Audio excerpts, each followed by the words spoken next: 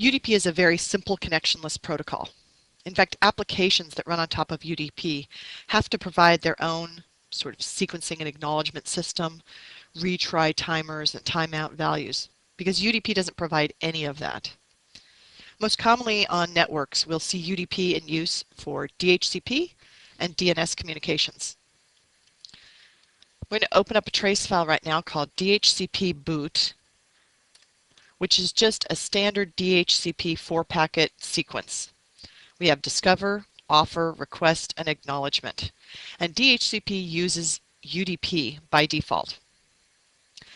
We always have to assume that if an application is communicating to the broadcast address, it's going to be going over UDP. It's not going to be going over TCP. We're not going to make TCP connections to anyone using the broadcast address. The same thing is true for multicast style communications. If an application uses multicast communications to communicate to clients, it's not going to use TCP, it's going to use UDP. So let's look at the UDP header structure.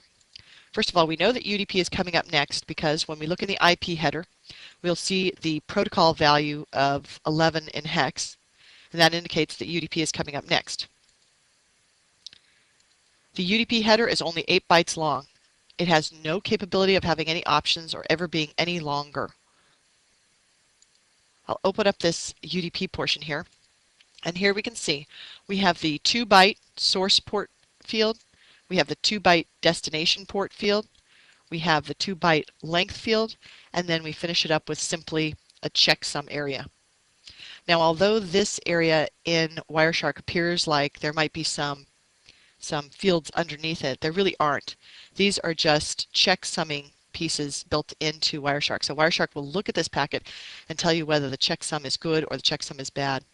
And when we get into the filtering section, the next section for UDP, I'll show you how to filter on invalid checksums. So that's the entire UDP structure. Now, the length field in UDP is giving you the length of the UDP header, the 8-byte UDP header, plus any valid data that follows. So this indicates that we have 100 bytes of data sitting in the Bootstrap protocol area. 8 bytes of data is in the UDP header. Now let's correlate that with the IP header value of total length. The total length in the IP header will be the IP header plus anything that follows, any valid data that follows. The IP header is 20 bytes long. We know that the UDP header is 8 bytes long, and we know that the payload is 300 bytes long. So this total length value does work, and it matches up with what UDP is saying. That's it. UDP is that simple. In the next section, we'll go through building capture filters, display filters, and some individual field filters, as well as a filter to look for invalid checksums in UDP communications.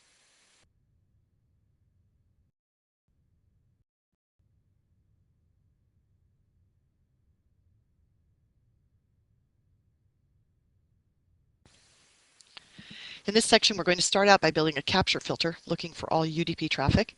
Then we'll go into building display filters looking for all UDP traffic. And then we will build specific display filters looking for values in certain UDP header fields. The first thing we'll do is we'll build our capture filter for UDP. So I'm going to click on the capture options window. I've already got a filter in there and I want to get rid of that. I'm going to go to my capture filter list to see if UDP has already been pre-built for me and delivered with Wireshark, and it is. You can see that you don't even have to build it, but there's the filter string. In the capture filter area, Wireshark understands some very simple protocols such as IP, UDP, ICMP, TCP. So this is one of them, which is nice. So I'll click OK. And now I'm capturing, looking for any UDP traffic. Now I see I just received a DHCP packet in here, and I'm going to go over to a browser session because I know that DNS uses UDP. Most likely you'll see UDP in DNS communications and in DHCP communications and SNMP communications. So I'll toggle over to a browser window and I'll browse to some sites. eBay.com, you never know what's for sale today. Let's go to google.com. and www.espn.com. There. Now, each one of those web browsing sessions to those different locations should have given me a couple of DNS packets at least, a DNS packet to get to the primary site, but also if they had some ad sites that they were pointing me to, I'd probably see DNS queries going to those other ad sites. Let's go back and see what traffic we captured. Back in Wireshark, I can see there's all that DNS traffic. Oh, look, there's a lovely little net bias communication. I'll scroll down. We can see eBay going out to the eBay site. There's another there's a little ugly messenger packet. We're still going to different ESPN sites. We're doing all the DNS lookups. And ESPN is one of those sites where you think you're going one place and you're actually going a lot of different places. So we see all of the DNS traffic is being caught just by that simple filter. Now I'm going to stop capturing. And at this point, I'm going to build a UDP filter to pull out traffic from an existing trace file that's just UDP traffic. So I'm going to save this trace file first. I'm going to call this UDP general.pcap. Now, I don't have to say anything about displayed because I didn't have a display filter on this traffic yet. So I'll click Save. Now I'm going to open up a trace file called Nessus. Now this is a Nessus penetration test. And in this test I have all sorts of traffic. I have TCP communications, ICMP communications, UDP communications.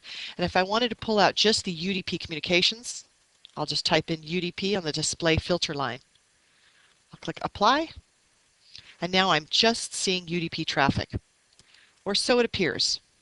Now this is interesting when we apply these filters. The reason is I've got some ICMP packets in there. Now ICMP does not have either a UDP header or a TCP header. ICMP sits right after the IP header. But these are the two-headed ICMP packets that I mentioned in the ICMP section of this class.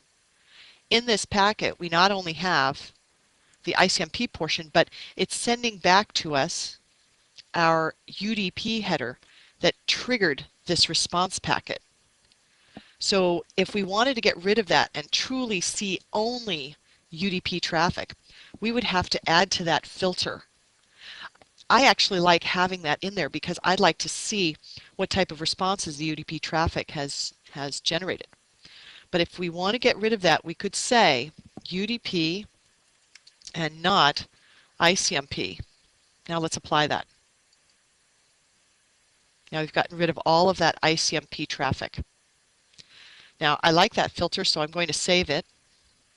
I'll give it the name of UDP only, no ICMP. Click the New button. We can now see our new filter sitting at the bottom of the list. I'll say OK.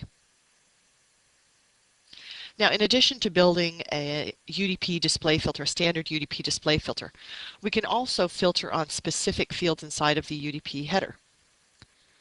In this packet, perhaps I want to filter on any traffic going to this port number here, 1701.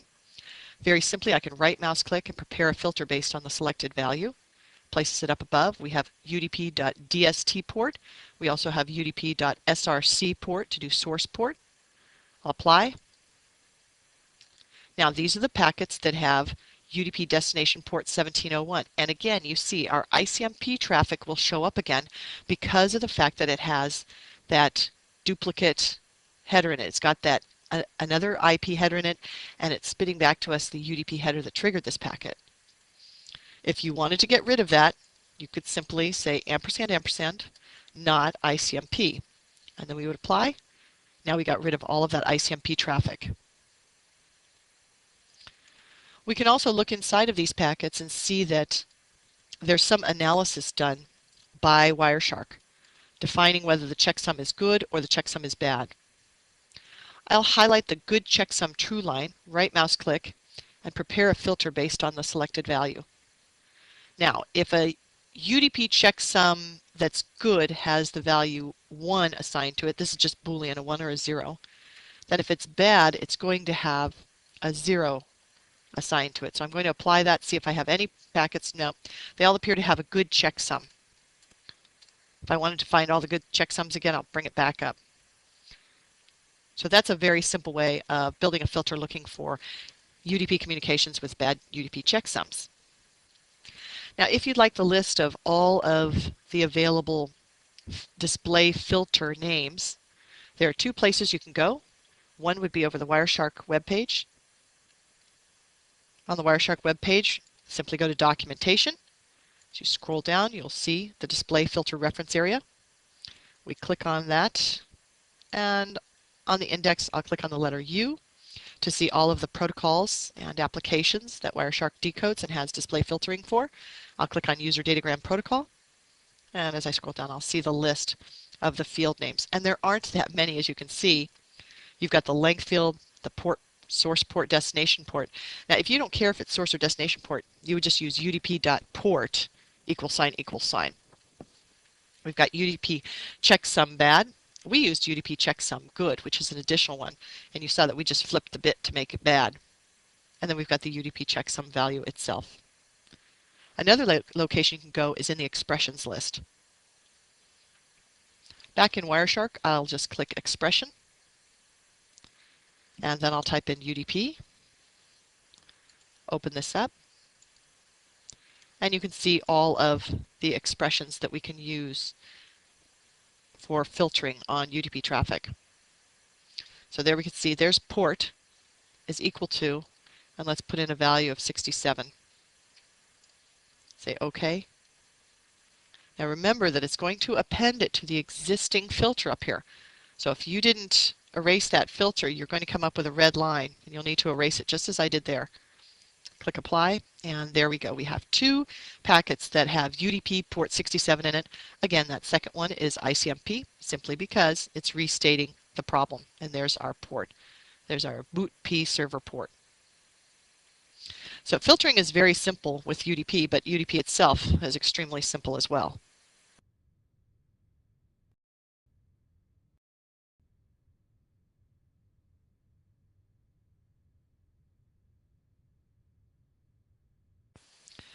As far as looking at normal UDP communications, it's pretty simple because, again, we're only dealing with an 8-byte header. There's no sequencing and acknowledgement. There's no guaranteed delivery. There's no retransmission system set up. If you see a UDP communication go to a target from an application and there's no answer, and the UDP communication asks again, it's the application that's actually sending out that retransmission. UDP itself is not smart enough. So when you see retransmissions, retries, things like that, and then finally a timeout where the application has tried to send a request across over UDP 10 times and then has given up, this has nothing to do with UDP. UDP is just simply the messenger. UDP has no idea what's going on. And the rate at which the retry happens and the number of retries that occur is entirely up to the application. So UDP itself is extremely boring. I'm going to open up just standard DHCP communication. This is DHCP boot.pcaps that I'm opening up. Here we see the 4 packets. And again, if there's a communication that's going to go out broadcast or it's going to go out multicast, it better go out UDP. We don't want to see that stuff going out TCP. So that's where we would expect to see UDP communications. Now this is kind of an interesting one just because we have assigned ports for both sides of the communications. In DHCP we have the boot P client port number at 68. We have the boot P server port number at 67. And most of the time in communications we will have a definite port number used for the application on the server, but the client would use a dynamic port number. So in this case we've got a set static port number used for both sides of the communications. We have our length field saying that there's 300 bytes of data and 8 bytes of a 8 bytes of a UDP header, and then our checksum looks correct. We get a reply back, and the source and destination port values are swapped. Here we can see that it's 270 bytes. That includes the 8 bytes for the UDP header, so that means the data is 262 bytes following this. And then we see another packet go out. I know DHCP is a little bit strange, and in the DHCP section we'll talk about this broadcast issue and what happens when you try to do filtering. It can be kind of a pain if you're doing some filtering based on a MAC address. And then the communication ends up and everybody's using their proper IP addresses now, and there's the UDP header. Everything is very, very simple. I'll open up a DNS communication. This is just, I'm going to open up DNS-MISC miscellaneous. Here we can see a DNS query going out, and there's our UDP header. In this case, we have a client that is using a dynamic port number going out to the DNS port number 53 on the server. Very, very short packet here, length being 41.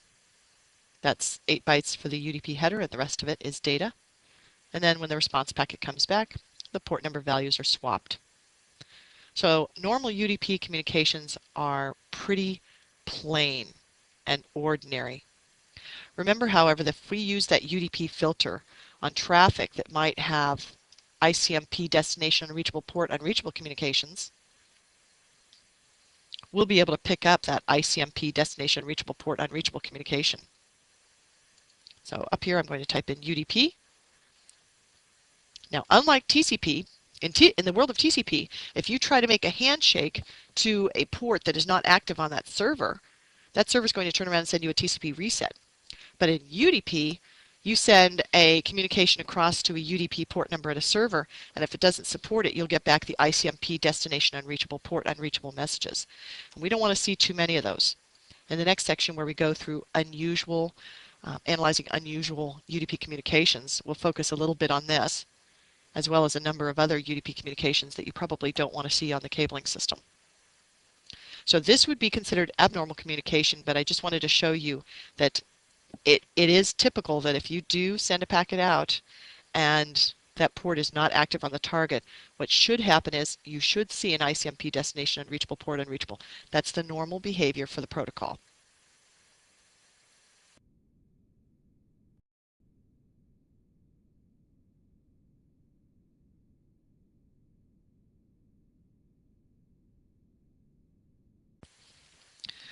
Now in the last module, we finished up by looking at this communication, this Nessus scan with a UDP filter applied. And this is something you really don't want to see on your network. Too many of these ICMP destination unreachable port unreachable messages. And if we just apply that UDP filter, we'll not only get the UDP query that goes out, such as this DNS query to 192.168.1.123, but we'll also see the ICMP response saying, I'm sorry, destination unreachable, port unreachable. But you don't want to see too many of those on the network. It might indicate one of two things. It could be that the client is misconfigured, and for some reason this client seems to think that .123 is the DNS server. Or it could be that someone is doing a UDP port scan, which is the case, which is what's happening in this trace file right here. As part of doing our Nessus scan against the target, Nessus ran a UDP port scan looking for services on specific ports. The DNS port 53, port 9101, the port mapper port, etc. So we don't want to see that kind of traffic on the cabling system. In addition, as we scroll down, you'll see some SNMP get next request communications going out to 123. And in this case, if we look down in the hex portion, we can see a word in clear text. Now that word that's in clear text is the community string that's being sent across the cabling system. This is somebody trying to get the SNMP data off of an SNMP agent by sending a community string. And they're trying the community string of private first. And as we scroll down, we can see they try public, secret, Cisco. There's a SIP communication. There's write is another one, test. And that's something we really don't want to see. All of those communications are going out to SNMP port 161. So those are things we definitely don't want to see. In addition, you might consider how much net bias traffic you have on the cabling system. If you don't need net bias on your network, just like if you don't need WINS traffic on your network, get rid of it, disable it everywhere. And you may see net bias communications going over UDP hitting port 137. Here's an interesting communication. This is a multicast DNS communication going out on the cabling system. It's not going to the multicast address though. One of the times you'll see a lot of that is if you have BitTorrent somewhere on your network, you'll be able to see a lot of MDNS communications related to BitTorrent. There we can see the ICMP destination unreachable packet. Now, the interesting thing with this packet is we're looking at this packet and wondering, well, what does this have to do with anything else that we saw in our communication? Because this packet doesn't seem to have a pair. It's all of a sudden way down further in the communication. It's an SNMP packet that triggered this. We can see that. We can see an SNMP packet right here. There's the UDP header that's being spit back to us. And there's the SNMP portion. We can open that up. Now, because of the rate that the Nessus system is sending these queries out, the target system is unable to keep up with sending back ICMP destination unreachable, port unreachable communications. So if we scroll down further, all of a sudden we will see a whole bunch of these trying to catch up with the earlier set. So it's a little bit behind, and as the trace kept running on, these destination unreachable, port unreachable messages were a little bit behind in most of the communications. Now remember, you can go into statistics and look at the conversations information and pull out all the UDP conversations in one shot by clicking the UDP button. We can see that there are 128 UDP conversations seen. We can sort based on the byte count to see which ones actually possibly transferred data. We can see this one right here at 1650 bytes. That would be something I might want to look at. We can see SNMP, and we saw that they were sending across the community string. I'm going to close this window out, and I'm going to open up another trace file called UDP echo. I'll clear my filter though, so we can see all the traffic. Now this is definitely something you don't want to see on your network. Unless for some reason you are using the UDP echo process for something, I wouldn't want to see this on the cabling system. UDP echo is kind of like a ping communication, but it goes on top of UDP. UDP echo communications use port 7, just as TCP echo communications use port 7. And by default, we typically have this disabled throughout the network. Anything that sits in the echo data will be echoed back to the sender. So there's a UDP echo request, and unfortunately we have a device that is responding positively. And that's not something that we would want to see on a network at all. The next trace I'll open up is called TFTP.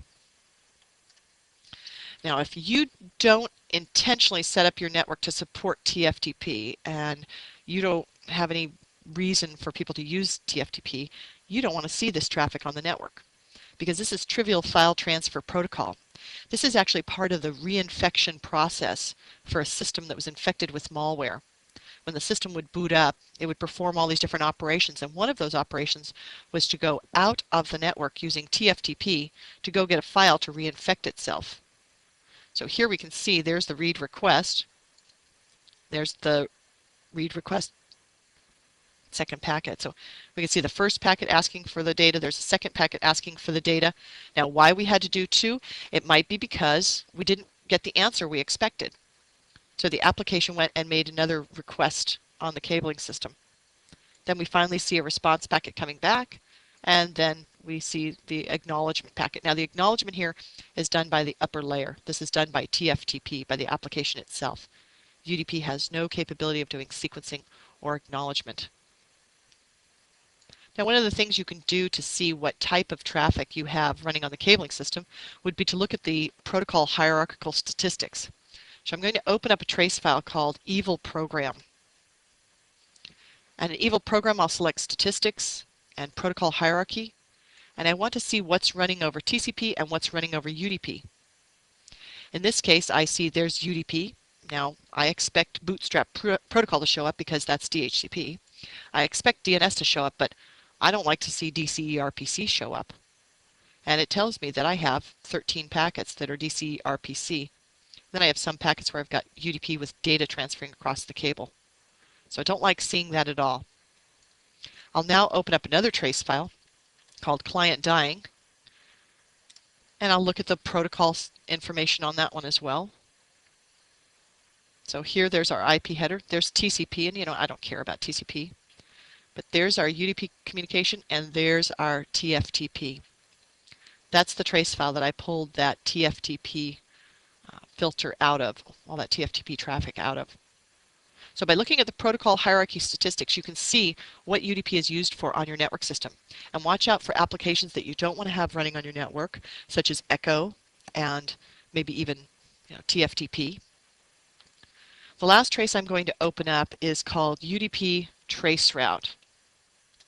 Now, just as we can run an ICMP-based traceroute, there's also a UDP-based traceroute. And in this case, we see a DNS query goes out on the cabling system and a successful response comes back. And then we see a UDP packet going on the cabling system. We get a time to live exceeded message coming back. Anytime you get that time to live exceeded in transit, you should kind of suspect that you might have a traceroute operation happening. I'll go up into the IP header. Let me go back to packet number 3. And in the IP header, I'm going to look at the time to live value. And sure enough, there it is, with UDP sitting after it. Not ICMP. This isn't done with a ping. This is a UDP-based traceroute operation. Go to packet number 7, and we can see the time to live is now at 2. We can go to packet number 11, and we can see the time to live is now at 3. So this is a UDP traceroute. So if a company has blocked ICMP echo requests outbound and ICMP echo replies inbound, somebody can still ping a target, do a connectivity test to a target using UDP. And this is another piece of traffic that you may not want to see on your network.